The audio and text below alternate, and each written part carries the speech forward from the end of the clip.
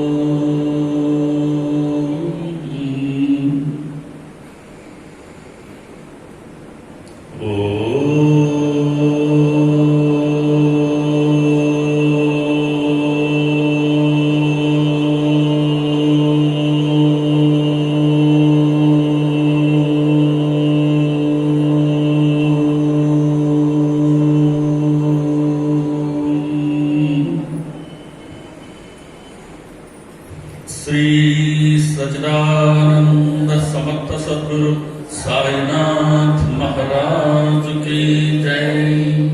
गुरु मध्ये स्थितं विश्वं विश्वमध्ये स्थितो गुरुः गुरुर्विश्वं न चान्योऽस्ति तस्मै श्री गुरवे नमः। तस्मै श्री गुरवे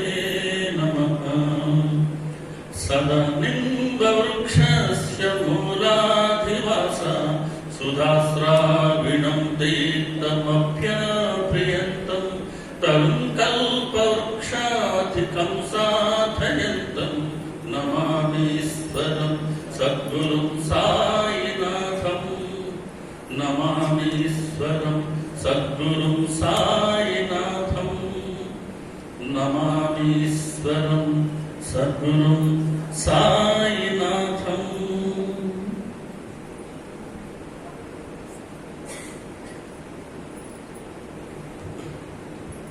సాయి కృపతో, సాయి ప్రేరణతో, సాయి సన్నిధిలో మన భద్రపల్లి టౌన్లో ఈ వేదిక మీద ఏర్పాటు చేసుకున్న సప్తాహ సత్సంగ కార్యక్రమంలో భాగంగా 6వ రోజు కార్యక్రమానికి చేసిన సాయి కుటుంబంలోని సహచర సభ్యులైన మీ ప్రతి ఒక్కరికి, అలాగే ఈ సాయంత్రం మనందరికీ తమ సన్నిధిని ప్రసాదించి తమ స్మరణ చేసుకునే భాగ్యాన్ని ప్రసాదించిన సమర్థ సభ్యులు సాయినాథుని దివ్య పద్మాలకి నమస్కారం చేస్తున్నాను.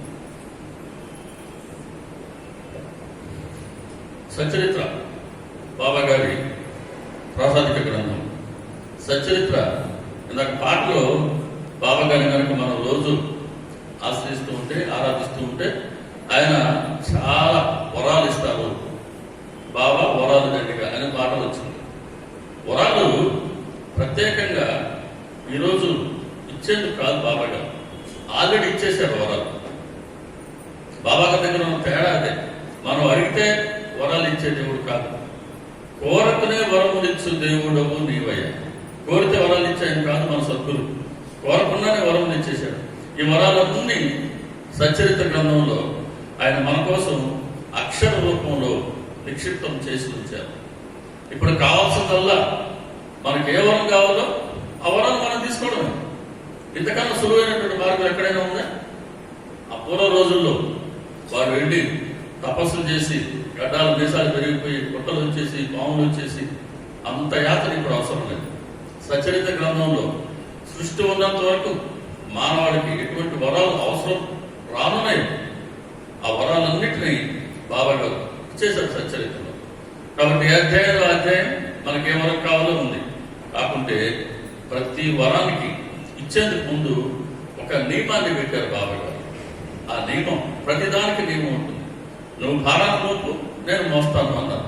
అంటే మనం భారం మోపితేనే ఆయన మోస్తారు. ఒక్క అడుగు నువ్వు నా వైపు వేయి, నేను 10 అడుగులు వేస్తాను అన్నారు. ఇక్కడ నియమం ఏంటి? ఒక్క అడుగు మనం ఆయన వైపు వేయాలి. ఇలా సచ్చరిత్రలో అన్ని వరాలు ఇచ్చున్నాయి, ప్రతి వరానికి నియమం ఇచ్చున్నారు. మనం కనుక ఆ నియమాన్ని పాటిస్తే ఆ వరం వచ్చి మన జోబులో వచ్చేసినట్టే. కాబట్టి చాలా సులువైన మార్గం బాబా గారి దగ్గర వరాలు మనం తీసుకోవడం. గురువు ఇచ్చేశారు వరాలు ఆల్రెడీ. కాబట్టి సచ్చరిత్ర అంటే నాకు చాలా ఇష్టం ఏంటంటే బాబా గారి వరాలు జల్లు సచ్చరిత్ర. ఈ మాట చెప్పుకోవడం నాకు చాలా ఇష్టం. సచ్చరిత్ర అంటే బాబా గారి వరాలు జల్లు. ఆ వరాల జల్లులో మనం కలిసి ముద్దైపోవాల్సింది. ఇటు ఈరోజు అటువంటి సచ్చరిత్రలో బాబా గారి వరాల జల్లులో భాగంగా ఎన్ని వరాలు సచ్చరిత్రలో ఆయన ఇచ్చున్నారో బాబా గారు స్ఫురింప చేసిన మేరకి మనం ఈరోజు వాటిని మననం చేసుకుని ఆ వరాలు మనం గట్టిగా మూట కట్టుకున్నాం. సరే, నిన్నటి రోజున సచ్చరిత్రని ఒక కోణంలో దర్శించుకున్నాం. ఆ ఏంటి కోణం పేరు అంటే బాబా గారి ప్రతి చర్య విశిష్టం అని. ఆ కోణంలో నిన్న దర్శించుకున్నాం. ఈరోజు బాబా గారి ప్రతి చర్య విలక్షణం అనే ఈ కోణంలో ఈరోజు సచ్చరిత్రను మనం దర్శించుకుందాం, మననం చేసుకుందాం. సో ఈరోజు సబ్జెక్ట్ బాబా గారి ప్రతి లీల విలక్షణం. లీల మనం చాలాసార్లు లీల అనే మాట చిన్నతనం నుంచి వింటుంటాం. లీల అంటే అర్థం ఏంటి అని అంటే ప్రతిఫలాపేక్ష లేకుండా, అంటే ఎటువంటి ప్రతిఫలాన్ని ఆశించకుండా నిరహంకార భావంతో లోక కళ్యాణం కోసం సంపూర్ణ జ్ఞానంతో చేసే ఒక ఈశ్వర కృత్యం. ఎంత చక్కటి నిర్వచనం లీల అంటే. కాబట్టి చేసే పని ఆ లీల అంటే దాని ప్రయోజన ఉద్దేశం ఏంటి అని అంటే లోక కళ్యాణం. లోక కళ్యాణం కోసం చేసేటువంటి ఈశ్వర కృత్యం, ఒక దైవ కార్యం సంపూర్ణ జ్ఞానంతో. అంటే ఆ పని ఎందుకు చేస్తున్నాం, ఆ పని తర్వాత ఎటువంటి ఫలితాలు రానున్నాయి అని అన్నిటినీ ఎరిగి, అన్నిటినీ తెలిసి ఉండి సంపూర్ణమైనటువంటి ఎరుకలో ఎలా చేయాలి? నిరహంకార భావంతో నేను ఈ పని చేస్తున్నాను అనుకుంటే దానికి మనం అహంకారాన్ని మనం ఆపాదించుకున్నట్టు. నిరహంకార భావంతో ఎటువంటి కర్తృత్వం లేకుండా, అదే సమయంలో ప్రతిఫలాన్ని అపేక్షించకుండా. వారి ప్రతిఫలం ఉండకూడదు, అహంకార భావం ఉండకూడదు, లోక కళ్యాణం కోసం మాత్రమే ఉండాలి. అదే సమయంలో సంపూర్ణ ఎరుకలో చేసేటువంటి ఈశ్వర కృత్యం ఒక లీల అంటే. ఆ లీల చేయడంలో ఆ చేసేవారికి ఎటువంటి ఫలం ఉండదు, ప్రతిఫలం ఏముండదు. కాకుంటే ఆ లీల ద్వారా ప్రపంచానికి వారు అనుభవించే ప్రయోజనం ఎప్పటికీ ఉండిపోతుంది. అటువంటి ప్రయోజనం ఎక్కడుందో అటువంటి బాబా గారి లీలలు ఈరోజు మనకు సమయం అనుమతించినంత వరకు బాబా గారు స్ఫురింపు చేసిన మేరకి దర్శించుకున్నాం. మళ్ళీ పుస్తకం తెరవగానే వచ్చేది మొట్టమొదటి అధ్యాయమే కదా. మొదటి అధ్యాయంగా ఏం గుర్తుకొచ్చింది నిన్న మనకు? తిరగలితో బాబా గారు గోధుమలు విసిరారు. అందులోని ఆ చర్యలో విశిష్టతని నిన్న మనం దర్శించుకున్నాం. ఈరోజు ఆ లీలలో ఉన్నటువంటి విలక్షణత ఏంటో ఇప్పుడు దర్శించుకున్నాం. బాబా గారు తిరగలితో గోధుమలు విసిరారు. 4 స్త్రీలు వచ్చారు. బాబా గారిని బలవంతంగా పక్కన కూర్చోబెట్టి వాళ్ళే పిండి విసిరారు. పిండి విసిరిన తర్వాత బాబా గారు ఏమన్నా వీళ్ళని విసరని అన్నారా? లేదు. వీళ్ళగా వీళ్ళు బాబా గారిని పక్కన కూర్చోబెట్టి వీళ్ళే విసిరారు. విసిరిన తర్వాత ఏం చేయాలా? ఆయనకి ఇచ్చేయాలా? బాబా విసరడం పూర్తయింది బాబా అని చెప్పాలి బాబా గారికి. అట్ట కాదు. ఆ విసరడం పూర్తయ్యేసరికి మనిషిలో ఉండే ఒక సహజమైన అవగుణం, లోపం, అరిషడ్ వర్గాల్లో ఇది ఒకటి. కామం, క్రోధం, లోపం, మోహం, మదం, మత్సరం. ఈ 6 దుర్గుణాలు ప్రతి ఒక్కరిలో ఎంతో కొంత నిష్పత్తిలో ఉంటాయి. అది అత్యంత సహజం. మనలో ఉన్నాయని మనం దానికి ఫీల్ అవ్వాల్సిన పని లేదు. అవి అత్యంత సహజంగా ఉంటాయి. ఈ లోపం అంటే ఏంటి అని అంటే డబ్బుని మనం ఆశించడం, మనకు అవసరమైన దానికన్నా చాలా ఎక్కువగా కావాలి అని తగతగలాడటం, ఉన్నదాన్ని కూడా సంతృప్తికరంగా వినియోగించుకోలేకపోవడం, ఉన్నదానిని కూడా సరైన సమయం వచ్చినప్పుడు సరైన దిశలో ఖర్చు పెట్టడానికి ప్రాణం వెలవెలరాడటం, ఇవన్నీ లోపం యొక్క లక్షణాలు. ఇప్పుడు నలుగురు ఆలోచించారు, బాబా గారికి గోధుమ పిండి ఎందుకు? బాబా గారు ఆయన భిక్ష దగ్గర పట్టు నింపుకునేది రోజు ఎన్నిసార్లు భిక్షకెళ్ళి ఆ భిక్షలో ఏమొచ్చింది యాదృచ్ఛికంగా దాంతో పట్టు నింపుకునేవారు. కాబట్టి గోధుమ పిండితో బాబా గారికి ఎటువంటి అవసరం లేదు. మరి గోధుమ పిండి ఎవరికి అవసరం? మనకు అవసరం. ఎందుకు అవసరం మనకు? మనం పూరి చేసుకోవచ్చు, చపాతీ చేసుకోవచ్చు, ఇంకేదన్నా చేసుకోవచ్చు. కాబట్టి మనకు గోధుమ పిండి అవసరం కదా. కాబట్టి మన కొరకే బాబా గారు గోధుమ పిండి విసరించారు, మనకే ఇవ్వబోతున్నారు అని మనసులో ఈ లోపం కారణంగా ఈ ఆలోచనలు చేసుకుని 4 భాగాలు చేసేసుకున్నారు. ఆయన ఎదుటిగానే ఉన్నాడు, ఆయన అనుమతి లేకుండా, ఆయన ప్రమేయం లేకుండా 4 భాగాలు తీసుకొని వెళ్ళబోతూ ఉన్నారు. అప్పటిదాకా ఆయన చూస్తూ ఉన్నారు బాబా. ఇప్పుడు బాబా గారు గర్జించారు, ఎక్కడ తీసుకెళ్తున్నారు? మీ బాబు సొమ్ములాగా ఈ పిండిని తీసుకెళ్లి గ్రామ సరిహద్దుల్లో చల్లిరండి. చాలా జాగ్రత్తగా ఉండండి బాబా గారు ప్రతి మాటని. మీ బాబు సొమ్ములాగా పిండిని ఎక్కడ తీసుకెళ్తున్నారు? తీసుకెళ్లి గ్రామ సరిహద్దుల్లో చల్లిరండి. తేరగా దొరికింది తిందామని పరుగున వచ్చారు. నేనేమన్నా మీ గోధుమలు బాకీ పడి ఉన్నానా? ఇలా నన్ను దోచుకోవాలనుకుంటున్నారు. ఇది బాబా గారి ఒకటా వచ్చిన వీటిలో ఆగ్రహం కనబడుతుందా? ఎస్, పైకి ఆగ్రహంగా కనబడుతూ ఉన్నా అందులో ఎంత అనుగ్రహం ఉందో ఇప్పుడు మనం దర్శించుకుంటాం. పైకి ఆగ్రహమే, కానీ అందులో ఎంత బోధ ఉందో, ఎంత అనుగ్రహం ఉందో ఇప్పుడు మనం దర్శించుకుంటాం. అనుగ్రహాన్ని వర్షింపచేసే ముందు ప్రతిసారి బాబా గారు ఆగ్రహాన్నే ప్రదర్శిస్తారు. ఆయన ఆగ్రహం ప్రదర్శించారు అంటే దాని వెనకాల అనుగ్రహం వర్షించబోతున్నారు అన్నమాట. చీకటి ఉండింది చాలాసేపు, దాని ఉదయం వెలుతురు రాబోతూ ఉంది. అది ఎప్పుడు కూడా సత్యం. అది గురువు దగ్గర అలాగే ఉంటుంది. చీకటి కాలం ఎప్పుడు ఒకేలాగా ఉండదు. కాబట్టి ఆగ్రహించారా? అది అనుగ్రహం కోసమే. చిన్న సమస్యలు వచ్చాయా? అవి మనల్ని అలా కొన్ని విషయాల నుంచి ఆయన బయటేస్తున్నారు అనే కోణంలో మనం బాబా గారిని దర్శించుకోవాలి. ఇప్పుడు బాబా గారి మాటలు చూద్దాం. బాబు సొమ్ములాగా పిండిని ఎక్కడ తీసుకెళ్తున్నారు అంటే, బాబు సొమ్ము గారైతే తీసుకెళ్ళొచ్చనే కదా, అంతేనా కాదు? బాబు సొమ్ము అయితే మన హక్కు ఉంది. మన తండ్రి సొమ్ము మన కాక ఎవరికి హక్కు ఉంటుంది? హక్కు ఉంటుందా ఉందా? మనకు పితరార్జితం తండ్రి దగ్గర ఏదుందో పిల్లలందరికీ వారసత్వంగా అత్యంత సహజంగా వస్తుంది. కాబట్టి బాబు గారి సొమ్ము అయితే మీదే. కాబట్టి నా దగ్గర ఏదుందో అది కానీ మీరు కావాలనుకుంటే నేను మీకు బాబును కావాలి, లేదా మీరు నాకు పిల్లలు కావాలి. కాబట్టి మనం కూడా బాబా గారి దగ్గర గోధుమ పిండి ఏంటి? బాబా గారి దగ్గర చాలా ఉన్నాయి, చాలా కాదు సర్వం ఉన్నాయి.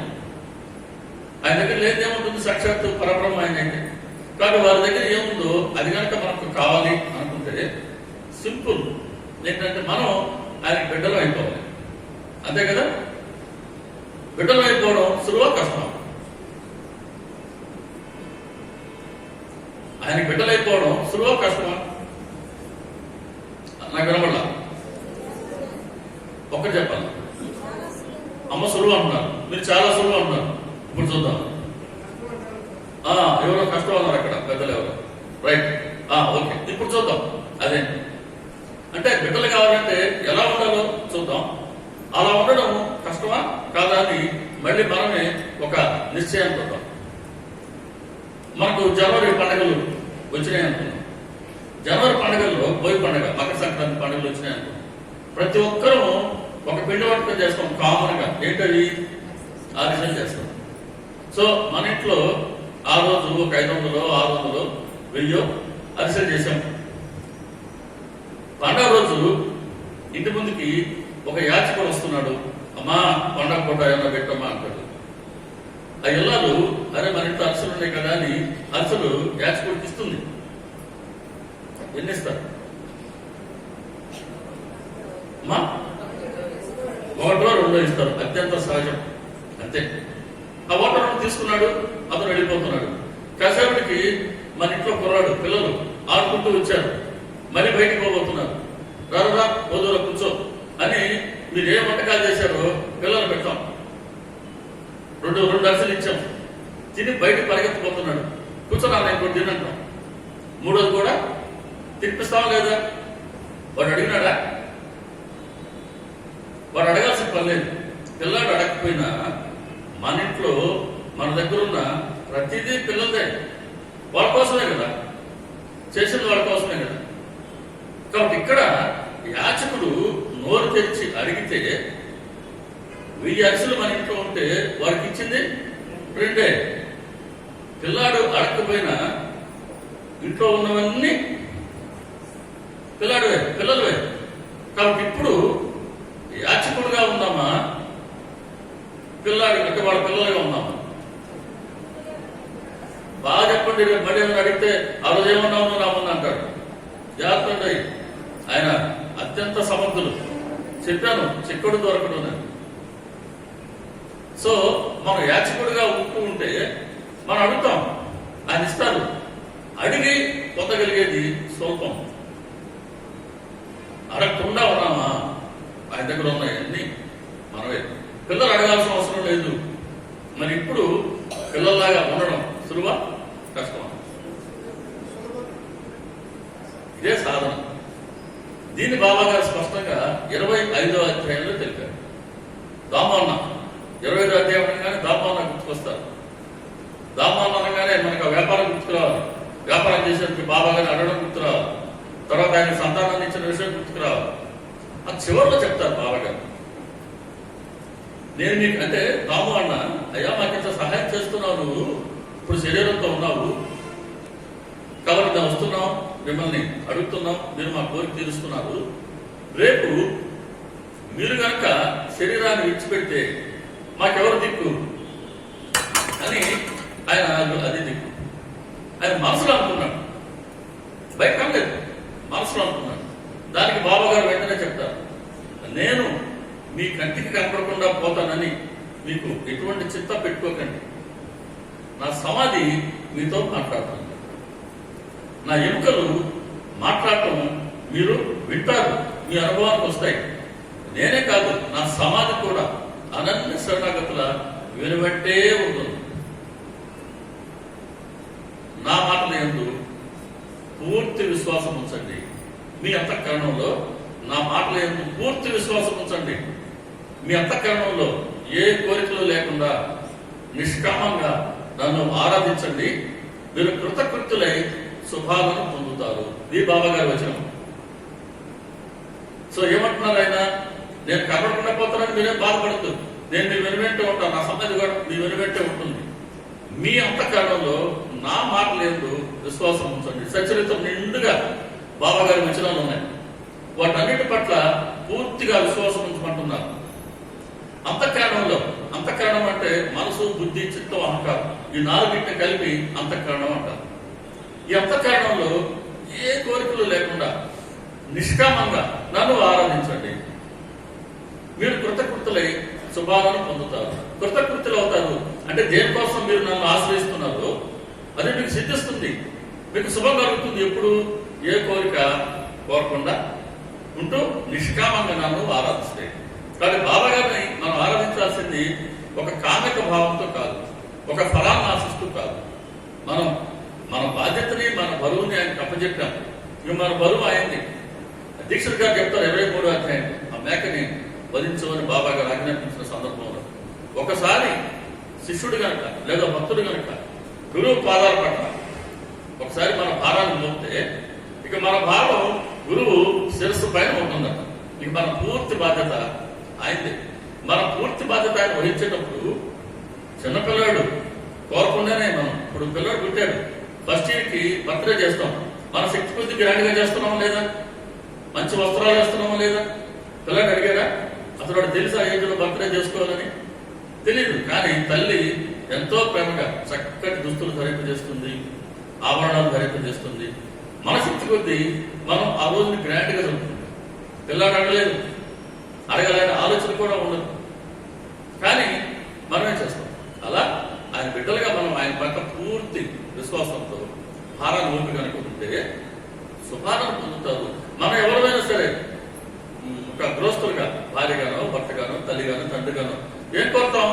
బాబా గారి నుంచి అది మన కుటుంబానికి శ్రేయస్సు కలగానే కదా, శుభం కలగానే కదా. ఆయన చెప్తున్నారు, మీకు శుభం కలుగుతుంది, నన్ను నిష్కామంగా ఆరాధించండి.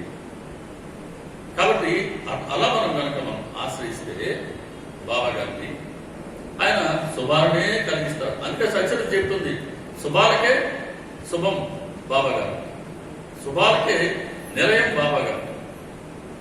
అటువంటి సద్గురు దగ్గర మనం ఉన్నాం. కాబట్టి ఆయన మనం బాగు చేసుకున్నాం. అయ్యా మేము నీ బిడ్డలం, అంతే. నాకు తెలియదు నువ్వు ఎట్లా అనిపిస్తామని అనిపిస్తుంది. పిల్లలకి ఆ ఆకలేదు కేరం ఏడిస్తేనే పాలు పడతాం. కానీ తల్లికి ఎప్పుడు పిల్లలు లేకపోతున్నాడు, వాడికి ఆకలి ఎంత, ఆకలి ఎంత పాలు, లేకపోతే ఎంత అన్నం పెట్టాలని తల్లికి బాగా తెలుస్తుంది. అలా ఆయన తల్లి పాత్ర పోషిస్తూ ఉన్నారు. మనందరూ ఆయన బిడ్డలుగా ఉండగలిగితే చాలు అనే మాట ఆ ఫస్ట్ వచనంలో కనిపిస్తుంది. మీ బాబు సొమ్ములాగా. కాబట్టి మనం చెప్పాలి ఆయనకి, అయ్యా మా బాబు సొమ్మే, మేము నీ బిడ్డలమే, మేము నీ బిడ్డలం కాదా అని అడగాలి మనం. అప్పుడు ఆయన దగ్గర ఉన్నదంతా మనదే. 2, పిండిని తీసుకెళ్లి గ్రామ సరిహద్దుల్లో చల్లిరండి అన్నారు. అంటే బాబా గారు ఎందుకని పిండిని విసిరించారు అంటే, అప్పట్లో షిరిడి గ్రామంలో కలరా వ్యాధి వ్యాపించింది. ఆ కలరా వ్యాధిని పారదోలేందు కోసంగా పిండి తీసుకెళ్లి గ్రామ సరిహద్దులు ఆయన చల్లింపు చేయాలని ఆయన సంకల్పం. కాబట్టి వీళ్ళని పంపించారు. వీళ్ళు వెళ్ళి 4 ఆ సరిహద్దుల్లో పిండి చల్లి వచ్చారు. అంటే వాళ్ళు ఒక ప్రతిఫలాన్ని ఆశిస్తూ ఆ గోధుమ పిండి విసిరినప్పటికీ, వాడు ప్రతిఫలాన్ని ఆశించినప్పటికీ బాబా గారికి చేసిన సేవ ద్వారా మేము పిండిని విసిరాం, కష్టపడ్డాం కాసేపు, బాబా గారు మాకు గోధుమ పిండికి ఇస్తారు అనే ప్రతిఫలాన్ని ఆశిస్తూ చేసినప్పటికీ ఆయన మాత్రం నిష్కామకరమే చేయించాడు. అది 10 మందికి ఉపయోగపడే పని. తీసుకెళ్లి గ్రామ సరిహద్దులో చల్లించారు. నిష్కామకర్మ. ఎటువంటి ప్రతిఫలాన్ని మనకు రాకపోయినప్పటికీ, ఎటువంటి ప్రతిఫలాన్ని ఆశించకుండా మనం చేసే కర్మ నిష్కామకర్మ. దైవ ప్రీతి కోసం, భగవత్ ప్రీతి కోసం, లేదా మన స్వధర్మాన్ని అనుసరించి చేసిన పనులకి, లేదా పరోపకారం కోసం మనం చేసే పనులలో ఎటువంటి అహంకార